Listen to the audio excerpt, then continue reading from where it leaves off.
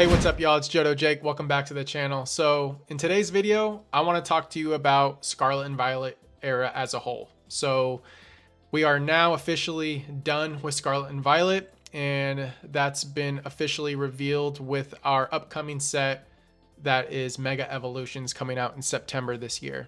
Now, Black and White, or Black Bolt and White Flare, have officially been our final sets of the Scarlet and Violet era, and in my opinion, they're both really strong sets. And you heard me say both. Yes, it's a dual set. It's the first ever English set that is split into two different sets.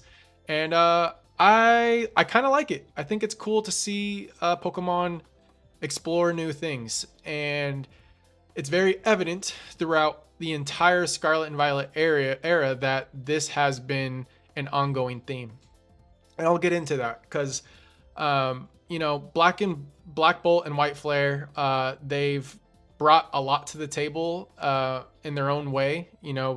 That being said, it is interesting to have such a Unova themed or Gen 5 themed set during a Scarlet and Violet era block. But that should come to no surprise based on a lot of the legacy or nostalgia callbacks that have happened throughout this entire era. And I want to get into all of that as well. So without making this a Black Bolt, White Flare video, let's just kind of like talk about some of the things that I have jotted down here. So there's some notes that I put to the side because I want to make sure I touch on everything. Because honestly, Scarlet and Violet brought a lot to the Pokemon TCG over the past couple of years, and I think it's important to mention them all. So first off, Scarlet and Violet brought gray borders or silver borders to the Pokemon TCG in English. Now, this has been an ongoing thing in Japan and for as long as I can remember. And that means the death of the yellow borders. I think, years from now, there's going to be the yellow border era and the silver border era. And it'll be interesting to see how that evolves as time, passes in this hobby. I think it was an excellent choice for them to do that. I think, some of the things I loved most about the Sword and Shield era is the trainer galleries, the Galar Gallery from Crown Zenith.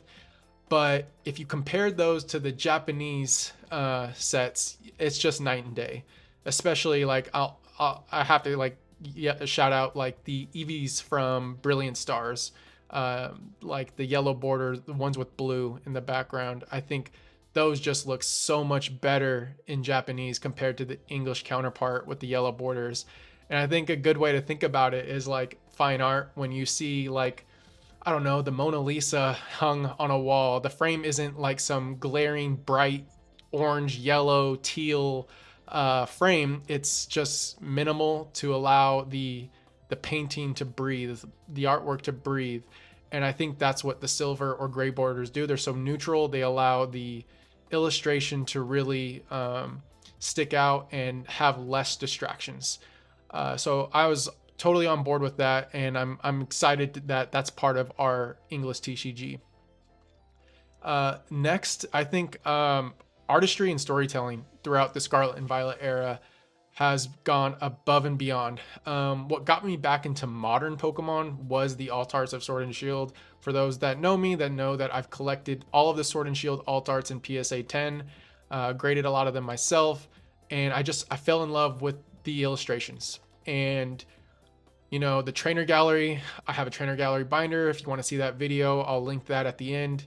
And I'm continuing that with the illustration rares of Scarlet and Violet. They're just, best bang for your buck as a modern collector right now. I mean, they've gone through some highs. They definitely have gone through some lows.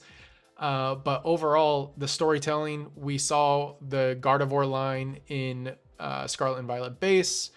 And they've done it in a few other sets since, where they just kind of allow you to tell a story through an illustration rare into maybe a special illustration rare as the final evolution. And I love that. It creates, more, you just become more engaged in the artwork, and they create more of a backstory for these Pokemon that you love, even some that you never thought you'd love. And that's just been, killer. With the trainer gallery, you had them with trainers in the Sword and Shield era. The galleries where they finally started to explore more without the trainer and just focus on the Pokemon in its own environment. And they really just realized that they locked in on that and was like, all right, this is the path. And since then, all of Scarlet and Violet, every single set has had illustration rares. Some many more than others. Like you compare to Paldea Evolved to Paldea and Fates, it's night and day in terms of how many we got per set. But I've absolutely loved it.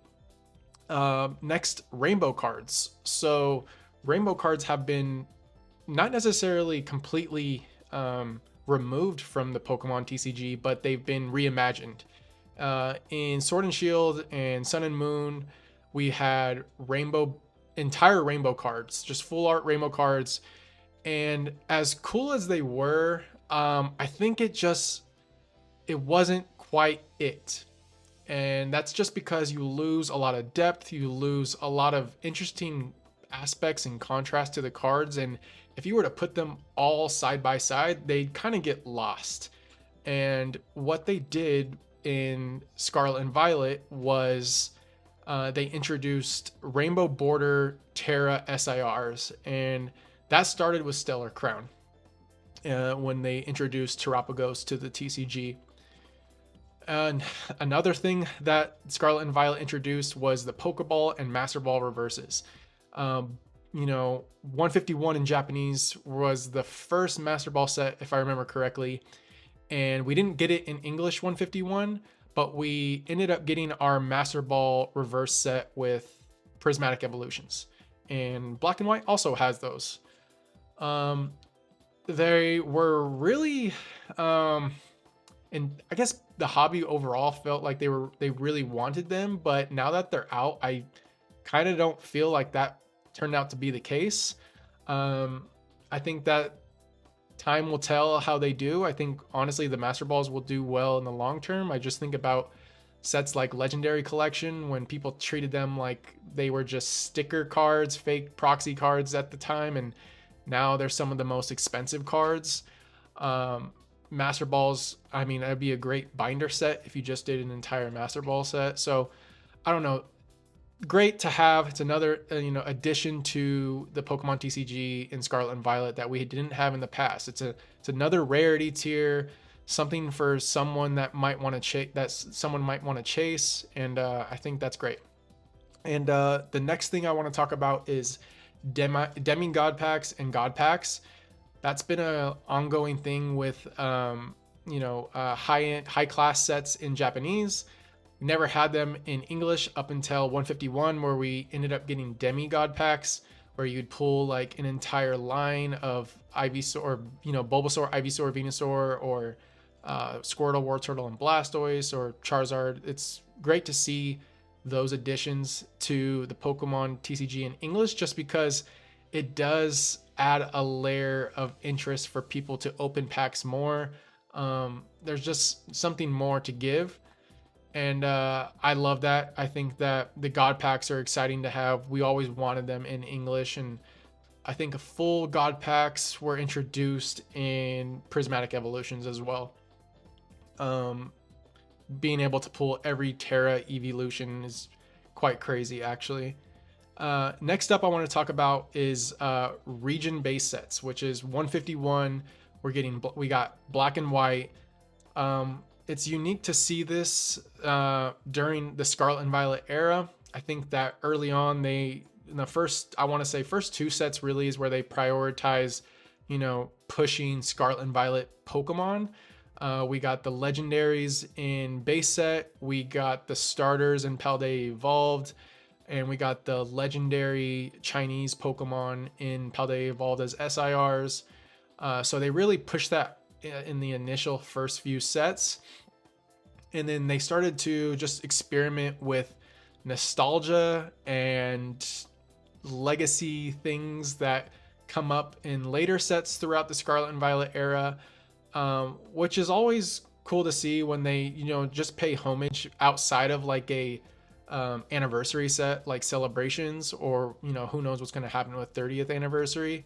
But when they do sets like that, like 151 is such a funny name, but it's Scarlet and Violet 151, right? So in Japan, it's just 151. They didn't even include the Scarlet and Violet portion, so that made more sense. But I guess they got to keep it all under that same umbrella. But 151 and Black and White were very, region-based sets, and everyone that was excited about 151 really wanted to see what they did with Black and White, which was like every single Pokemon have an illustration rare.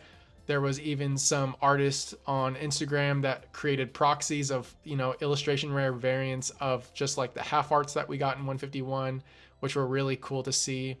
And that's my only gripe with 151, is just like how they maybe, could have included them all in 151, but I understand spreading them out, sharing the love. We got Kangaskhan and Destined Rivals, Ninetales and Obsidian Flames. They just sprinkled other Kanto Pokemon in other Scarlet and Violet sets. But they really, took what people wanted with 151 and did that with Black and White, which is just great. It's cool to see, but it does saturate the illustration rare market. So it'll be interesting to see how illustration rares play out over the next year or two with just how many there are. It will definitely be a saturated market.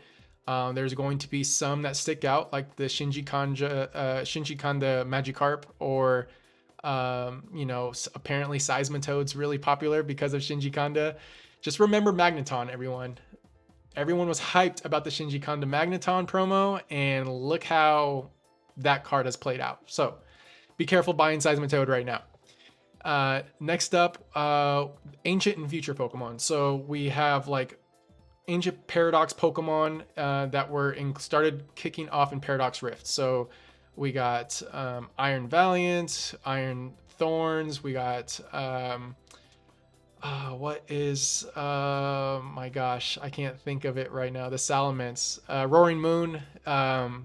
We got some cool illustration rares like Groudon. We got Steelix. It's really cool to see, the ancient aspects and future Pokemon, even in Temporal Forces, which was very driven on the Black and White legendaries and the Johto Dog Beast legendaries as their ancient and future forms. People are indifferent about those, especially about Raging Bolt, but anyways, Pokemon is exploring all of these different avenues, and they're not gonna hit on every single one of them. So I guess that's important to note. And everyone's gonna have an opinion. There's always gonna be someone mad about something, or it's just the way it is in this space. People love their Pokemon. Next up is shiny variant illustration rares and special illustration rares, and that was introduced with Paldean Fates. Paldean Fates had a special illustration rare for Mew, Charizard, and Gardevoir, and they were all shiny variants. It's kind of crazy. It's the closest thing we've got in modern times as a gold star, and I hate comparing it to that because they're different beasts. But I mean, it is a shiny Mew, it's a shiny Charizard. That alone says a lot. It was very interesting. I remember how when Paldean Fates came out, it was December, I believe, of 2024, and the set wasn't doing well, which was kind of shocking. I remember I was buying cases of Pokemon Center ETBs, and I had a hard time selling them, which, selling Pokemon Center ETBs, having difficulty doing that, and, shiny Mew and shiny Charizard not doing well. Like, what are we talking about? It's crazy how the sentiment has changed on that set over the past 8 months, 9 months, where we're at today. Those cards are going crazy, especially that shiny Mew. But yeah, it's really exciting to see. We always wanted to see shiny SI or shiny Altarts in Sword and Shield. They never came, but this is the closest thing that we've got to that. And I hope that they do more with that in the future. I kind of was expecting to see them do that with more Pokemon, because All three of those Pokemon have had special illustration rares within Scarlet and Violet prior. Like Gardevoir we got in Scarlet and Violet base, Mew we got as the promo in the UPC, and Charizard was in Obsidian Flames. So, I mean, it would have been nice to see them do that more, but unfortunately we did not. Hopefully within these mega sets, we see some shiny mega SIRs or something crazy. I mean, we are getting Inferno X, which will have that, that Charizard Mega X, which is exciting for a lot of people, as well as probably a Mega Rayquaza in Storm Emerald. So a lot to look forward to, and I know that this hobby just isn't slowing down anytime soon. Next up is booster box toppers, and it was more of just like a trial run, which I thought was really odd. And just, I don't know, when Pokemon does something, they typically keep it going for at least a little while. So when Journey Together was released, we got our box toppers, and we haven't had box toppers, gosh, since mid-era, I think. I definitely remember them in our e-reader sets. We had crystal box toppers, which is actually crazy to think about. I own 2 legendary collection box toppers, the Dark Blastoise and the Christopher Rush Mewtwo. Would love to get those authenticated by PSA at some point, and I'll probably show those off in a future video. They're cool to look at. They're massive. Next up, we have. I'm not even done. Sorry. With the box topper, we got the Reshiram, the Ends Reshiram, which is also in the set, in Journey Together, and they just added the stamp that you would get as you opened a booster box. It would just be sitting on the top. I believe the box topper Journey Together box was available in most countries, if I remember correctly, but there were some that had booster boxes without the box topper. And there was a lot of confusion on this, especially once it was announced. It was the fastest I've ever seen booster boxes sell out on the Pokemon Center. And it was just because I think a lot of people felt that this box topper was only going to be provided through the Pokemon Center site. That didn't turn out to be the case, thankfully, because that would have been just really messy. But people were valuing the box topper box much more than the one without, which actually turns out to be the opposite. It sounds like the one without the box topper is actually a bit rare, just from my lens, what I've seen in the market. Only time will tell. I think I would rather have the box topper just because it does add value to the box. But, you know, as a sealed collector, it'd be nice to have both. But going on with the fact that it was a trial run, Destined Rivals was our next set, and there was no box topper to be found. Luckily, with the announcement of Mega Evolutions, the base set will have a Bulbasaur box topper that will also be included in the set. So they are bringing it back. I wonder why they did this, why we didn't see it in Destined Rivals.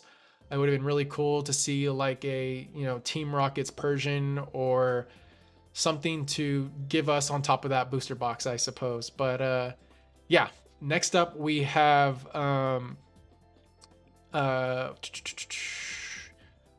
Trainers Pokemon. So with Journey Together, we brought back trainer partner Pokemon. So we got, you know, like Ends Reshiram, we got Lily's Clefairy, and in Destined Rivals we got, you know, Team Rocket's Mewtwo, we got Team Rocket's Moltres, Team Rocket's Nidoking, and those are all paying homage to Gym Heroes, Gym Challenge, Team Rocket sets.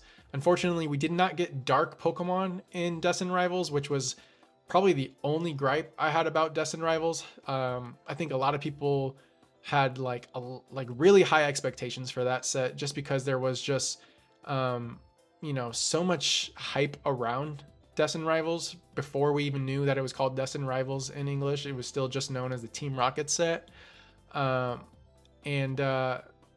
Yeah, I think it was really cool to see them pay homage to, you know, those partner Pokemon. They did it with Nidoking, Golbat, Moltres, and I think honestly, I think they did a great job with Destined Rivals.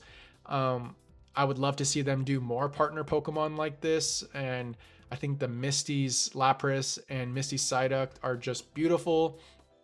They even just like, oh gosh, there's just so many. Um, the Hop Zacian is a beautiful card. It's pretty cheap right now too. Journey Together, man. I feel like it's gonna be the first booster box to go below 200. I think just, and that's so crazy to say that the lowest box is still above $200 in the Scarlet and Violet era. Oh, the Scarlet and Violet era really has gone through so many different emotions in this space in terms of sentiment. Like, first few sets, no one really wanted them. I remember I was collecting every Pokemon Center ETB from Scarlet and Violet, which is another edition. They provided so much more to the Pokemon Center ETBs than what we had in the Sword and Shield era. We got our stamped promo, and I think additional pack, a few more additional packs than what we had in the Pokemon Center ETBs for Sword and Shield. And yeah, they have taken off now. You can't order Pokemon Center ETB cases from the Pokemon Center site anymore just because demand is so high. They've limited it to one. Prismatic Evolutions being the final set that allowed cases for maybe 15 minutes before they switched it to a limit of two. Just absolutely carnage in this hobby right now. So be careful buying. If you stuck around this long, it's been like 20 minutes. If you stuck around, be careful buying right now. You'll have more chances, I swear.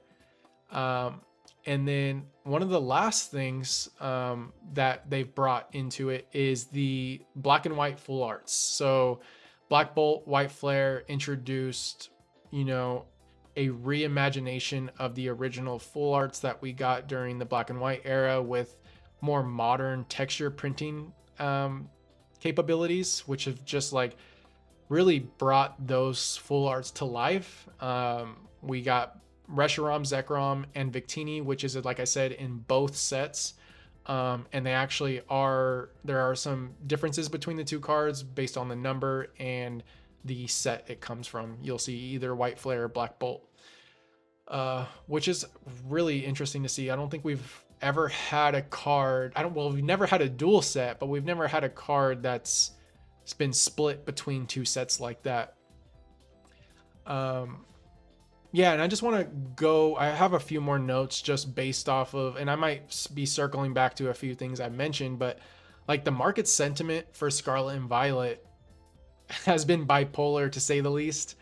Like I said, the first few sets, no one really wanted, because, coming off of Crown Zenith and the Sword and Shield block, we had a lot of expectations. I think people had a lot of expectations for what Scarlet and Violet would offer.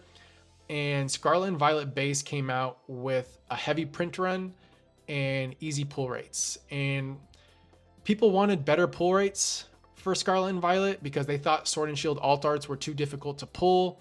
You weren't getting value out of your booster box or the packs you were opening up until Brilliant Stars when they introduced the trainer gallery.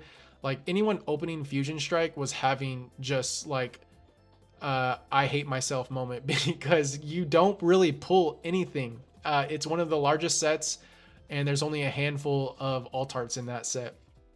But yeah, I remember going to Card Party 1 in Anaheim in 2023. It was this, I remember this because it was the same week that Paldea Evolved had been released. And booster boxes were 80, 85 bucks, maybe 90 at the most at the convention. And it's just knowing that Paldea Evolved is, I think it's roughly, or it's getting close to being a $400 booster box. And to me, that's just a crime. Don't get me wrong. I think it's a great set. I have a case of it. I have a booster box. I have the regular no, I don't have the regular ETB. I only have the Pokemon Center ETB. But I have some of it, and I absolutely love the Magikarp. I've had a hot take saying I think that the Magikarp is going to be the top card of the Scarlet and Violet era. I know that's hard to say with, the Umbreon EX from Prismatic Evolutions.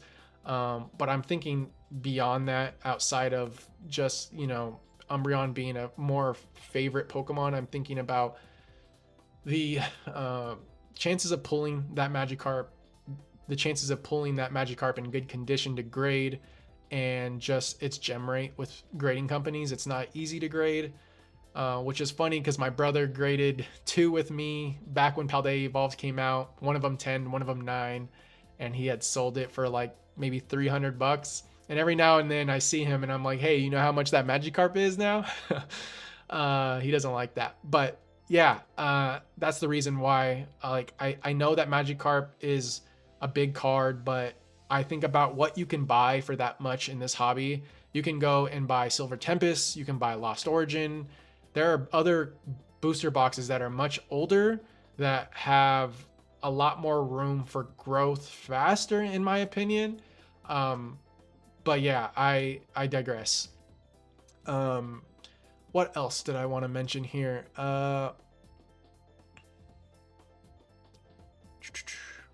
It wasn't until 151's release in September where we started to see a lot of new faces in this space. And I think 151, this is like a whole video in itself, I think is like 151 is a generational set. And I say that not because I'm a boomer, but the way I saw new people come into this space from 151, but also I've never seen a set get master setted like 151 since maybe base set. So many people wanted to master set 151. I don't watch a lot of vendor POV, but I know Pack Battle, shout out to Pack Battle. He is known as the 151 vendor from my understanding, and he was selling that at some of the best prices when 151 released, just because he had distribution access and he was getting a lot of it. But people would come to him so frequently saying, I'm looking for this for my binder, I'm looking for this, and it was all 151. And he's not the only vendor. I go to shows pretty often, and there were so many people there just to complete their 151 set. 151 was the first English set to have demi packs, demigod packs, evolution lines of all the starters. It's the closest set that really encapsulates Kanto since Fire Red, Leaf Green. And I think that says a lot. And yes, it could have offered more. Yes, it could have done what Black and White have done in Scarlet and Violet. But I think that time will prove that that set is going to stand the test of time in terms of, it's like the most obvious play in the room is 151. I'm kind of exhausted talking about it at this point through different lives I've been on. I'm sure people are annoyed with me, calling me the biggest 151 Gen 1er boomer of all time, but yeah, I just believe in that set. I'll stop there. And then Paradox, I said earlier, it introduced those different future past Pokemon, Paldean Faces. Yeah, I think I've touched on just about everything. Oh, okay, here's more. I'm gonna this is just gonna be a rant video with just my notes. So, we didn't see a shift until 151 in terms of just like more people coming into the space, but we did see a different sort of shift in terms of chase factor and market shifts up until Temporal Forces and Twilight Masquerade. When we saw the pull rates kind of change with Temporal Forces, we had our first official chase, which to me is still crazy that people were pumping this card, but and don't get me wrong, it's a beautiful card, but the Iron Crown from Temporal Forces was like the chase card. And I remember vividly, I won't call them out, but I remember vividly that there were PokeTubers talking about this Pokemon card as if it was the new Umbreon VMAX, and my jaw dropped when I heard them say that. I'll never forget that. I won't call you out, but it is what it is, and that baffles me because that card was going for like $300-$400, and then it's plummeted. It's nowhere near that now. I don't know the current price of it, but I remember buying multiple for less than the total of that one card at that time. And Temporal also had some of the best illustration rares. It has the Ghastly with the entire line. Um, that's another play. If you stuck around for almost 30 minutes, that's a card you should probably be buying. There's been a lot of rumors about Temporal Forces not getting reprinted, and I'm not buying into that anytime soon. I think you have time with these sets just based off of the past, but who knows? Sometimes Pokemon does decide not to print things. Team Up is a great example of that. It's an outlier, but it is has it's happened in the past.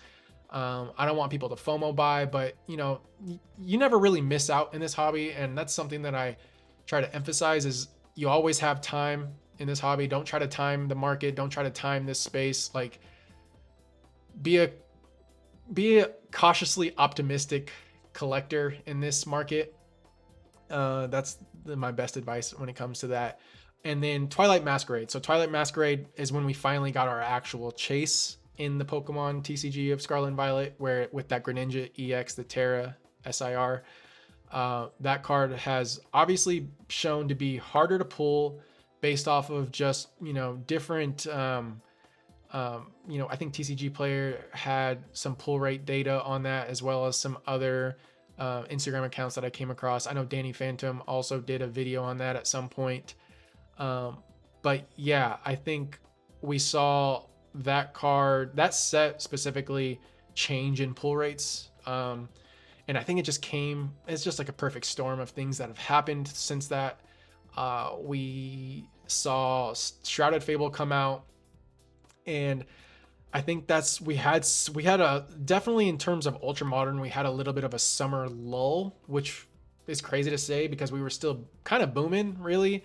But in terms of new sets, we had Shrouded Fable, and I would say that Shrouded Fable and Stellar Crown are some of the more weaker sets of Scarlet and Violet. Don't come at me in the comments. That's just my opinion. But I think Shrouded Fable, I don't want to discredit these sets because they do have some incredible not special illustration rares, but illustration rares. We got the Houndoom, which I think is fantastic. I remember grading that sequentially with the Houndour from Obsidian Flames. We also got the Persian, which was a huge pump and dump. That's why I always say be careful buying these cards in booms like this. They do tend to come back down to reality. And then with Shrouded Fable, we got some of the best, actually I think the best promo cards throughout the entire era, which is the Kingdra and Greninja collection boxes. Those SIRs are just beautiful. I have a few of those sealed. I have 2 of each graded in 10s that I graded myself. I wish that we would see more Pokemon in that art style in the future. Hopefully we do. We're getting that Ninja Spinner set at some point in the future, so hopefully we see something like that in that set. And yeah, I think I touched on the Stellar Crown. It was a set that initially people didn't really want. It was just kind of a whatever set, but I think what really made it stick out was the Squirtle and Bulbasaur that would go along with the Charmander with the Pidgeys, which was a promo in the Obsidian Flames ETB and Pokemon Center ETB. And that was the first set to introduce the rainbow border Terra SIRs, which was introduced with Terapagos as that new Pokemon, which is also a really cheap card. I think most people don't like that card, but I kind of enjoy it. It's not the worst. It's not the worst card. And then 2024 holiday season. So this is when shit just hit the fan. And it's not just was not like isolated to the Pokemon hobby. It was outside factors that have definitely, affected the way things happen. But we had Pockets release. A lot of people were making money in the financial markets outside of Pokemon. We had crypto booming, and there was just a lot of money being thrown into the space, and content creation was blowing up. Like small creators were just like taking off in the YouTube space. Just lots of Pokemon searches on YouTube, apparently. And Surging Sparks it exploded. I saw something stirring just about a month before release, and I remember going, I'm gonna buy an extra case of Pokemon Center ETBs because I could. Like, they just sat. You can literally just order by the limit of 4 of Surging Sparks, and I kept doing it. I wish you always say I wish I bought more, but and I still have a case. I sold one. I kept one regular or one ETB, a Pokemon Center ETB, and then I have a case of the Pokemon Center ETBs. But yeah, Surging Sparks with the Terra Pikachu, we saw that card just take off raw and graded. I remember that there was a whole meme on the first listing on eBay, try to just like pump it up to astronomical prices to the point where I think it hit like 100. I know there was like a $69,000 off bid on it. Like it was just goofy, very, very silly. And then we had the like I mentioned, the Shinji Kanda Magneton. Like that card was getting super pumped, and that came right back down to reality. Even the Pokemon Center ETB promo, the 10 is still like, I think it's like in the $100 $120 range for the 10, which isn't bad for that card. But I remember seeing $600 to $800 for that card on a PSA 10 at release, which is just absurd. Now, if Surging Sparks exploded the modern Pokemon market, I think Prismatic Evolutions was just nuclear at that point. It was the evolution set of the Scarlet and Violet era. It was commonly compared, and still is commonly compared, to Evolving Skies, which I kind of giggle at every time I hear that. To me, art-wise, there's no contest. Yes, I'm leaning into Sword and Shield. I think Evolving Skies illustrations on those alt arts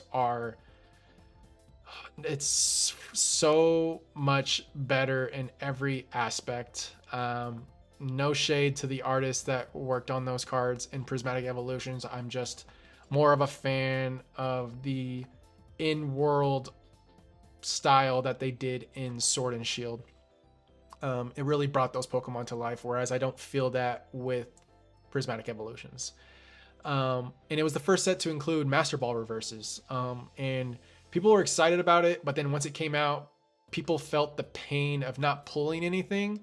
And that's because there was no illustration rares in Prismatic Evolutions. And if I remember correctly, it's actually, it's the only set in Scarlet and Violet that did not have illustration rares. And they just replaced it with Master Balls. And I don't think that was the move, which is why I think Black and White mixed it all together. So yeah, like Pokemon's learning as they go based off of how we react to these sets. Which is a good thing. I mean, like they're going to try to cater us, but also explore new ideas. And then Journey Together was the follow-up set to Prismatic, and it had a lot to live up to after a set like Prismatic, just because I think Prismatic is just, it was insane times. I have stories to tell if you ever want to ask in person. Now, it introduced trainer Pokemon, like I mentioned, which I love, and it brought back the box topper, and then it also, what is it? What did I mention here? Booster box, promo cards included. Yeah, I mentioned the box topper. I think that's really it as far as Journey Together goes, and I mentioned everything about Destined Rivals, really. I really loved how they paid homage to like Giovanni's Nidoking, Team Rocket's Mewtwo, Team Rocket's Moltres, the Golbat, which is just, I think, paying homage to Dark Golbat from Neo Destiny. I love that artwork. I think it's so cool when they put every single evolution in one card. That new Mega Gardevoir card is beautiful. I love what they did there. Like I mentioned earlier, the Ghastly illustration rare. I think those are some of the best cards, and I hope to see more of those. And then lastly, as I mentioned in the beginning of this video, is Black and White. Black and White brought all of this into one set. They made some interesting choices that kind of, in a way makes a set stand out. And I think that, in time, it will, and I think this is important because with time, people will remember Black Bolt and White Flare as a black and white set and not necessarily put it under the Scarlet and Violet category. And I think 151 will also be one of those sets, and it is because they have such a defined set identity. And it's those sets that really stick out with time. When people think of tag teams, they think of team up. They think about the Latios and Latias. And that's like a staple card. And I think that the Black Bolt, White Flare, full arts, and the special illustration rares of like Zekrom and Reshiram will, you know, be those cards that are remembered of that set in the long run. And, you know, this could be interpreted as like a good thing and bad thing, because it doesn't feel like it's part of Scarlet and Violet. And, you know, I was thinking about this a couple months ago, and I might be stretching here, but like Scarlet and Violet's identity, the theme of Scarlet and Violet is the past and the future.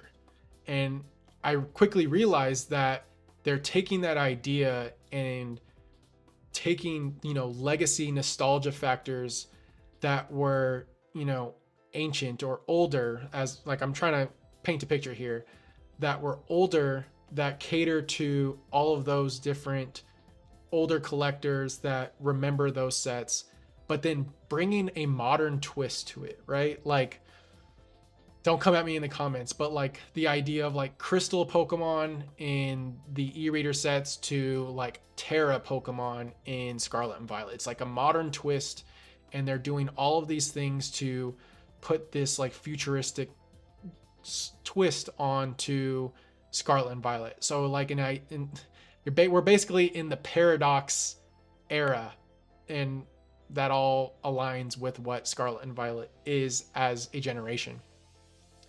And yeah, it is a hodgepodge. It is kind of messy, but in a way it allows Pokemon to explore things without being boxed in. And I love that. And I think that's very important that Pokemon continues to push themselves. I think we can all agree that they can push themselves a lot harder with the video games and getting it to where just modern video games are overall. And people want to hear more about the stories that make these games. That's why Black and White is as, you know, good as it is because it has some of the best storylines from my understanding, what people have told me. I remember playing those games a long time ago, but they're not the most memorable to me. Obviously, I'm a Gen 1 through 3 person, but yeah, I'm really excited to see them take these ideas and bring them into the mega sets and then into Gen 10. Who knows what Gen 10 is going to look like, but we are getting illustration rares. We're getting special illustration rares. We're getting mega special illustration rares. And honestly, like, art's going to art. They're going to continue to just iterate and improve year after year. So just remember, this is such a rant. This is going for like 43 minutes. And I'm not going to edit this. I hope whoever has made it this long, comment in the comment section letting me know, like, you know, what's your favorite part about Scarlet and Violet. I think there's just so much that they brought that how can we be mad at this era? I think Sword and Shield is really close to my heart because it's when I got back into the hobby again, and it's, you know, really just ignited my passion for the art of Pokemon, and seeing Pokemon continue to do what they are doing with illustration rares and special illustration rares in this hobby is just super exciting. And so, yeah, I'm excited for Megas. Bring them on. Can't wait to see. Hopefully we get a Mega Blastoise. The Mega Venusaur looks fantastic with that entire Bulbasaur line. The Mega Lucario, the Mega Latias, what am I missing? The Mega Kangaskhan. I love that card. I know Henry does too. But yeah, thank you if you made it this entire video. It's quite long. We're about 45 minutes. Hopefully I make it directly at the 45-minute mark. But thank you guys for watching. More content to come. Hope you just listen to this without watching it because I'm not popping anything on screen this time around. Let me know if you guys like that approach. Editing takes a lot of time. I could definitely throw up pop-ups, but I like the ranty, just conversational stuff. So until next time, y'all, happy collecting, and I'll see you in the next one. Peace.